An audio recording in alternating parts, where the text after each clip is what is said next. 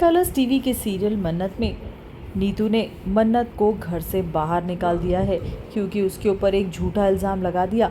मला भी वहीं खड़े खड़े सब कुछ देखती रही। सबको लगा अब तो मन्नत को घर से निकाल दिया गया है, मन्नत को अब वापस कोई भी नहीं ला सकता। नीतू ने बहुत कुछ भला बुरा कहा मन्नत को। मन्नत भी चुपचाप सब कुछ सुनती रही। हालांकि वो कहती रही कि उसकी कोई गलती नहीं है, चुनरी को उसने नहीं फाड़ा, फिर भी उसकी बात किसी ने नहीं सुनी। लेकिन अब नीतू की इस हरकत से विक्रांत को बहुत ज़्यादा चोट पहुंची है और यही हरकत अब नीतू को बहुत महंगी पड़ने वाली है, क्योंकि विक्रांत नीतू से कह देगा, उसके सामने एक शर्त रख देगा, अगर मन्नत इस घर से बाहर गई तो वो इस शादी को अभी के अभी तोड़ता है। नीतू जब अपने बेटे के मुंह से ऐसी बात सुनती है तो उसके होश उड़ जाते हैं। उसने नहीं सोचा था कि विक्रांत इतनी बड़ी बात कह देगा, वो भी सिर्फ इसलिए क्योंकि मन्नत को उसने घर से बाहर निकाला है।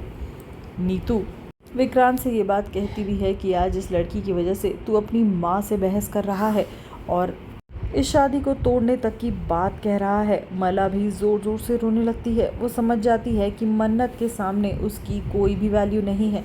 विक्रांत नीतू से यही कहता है, जब मन्नत की कोई गलती ही नहीं है, आप उस पर झूठा इल्ज़ाम लगा रहे हो, तो मैं ये सब नहीं होने दूंगा।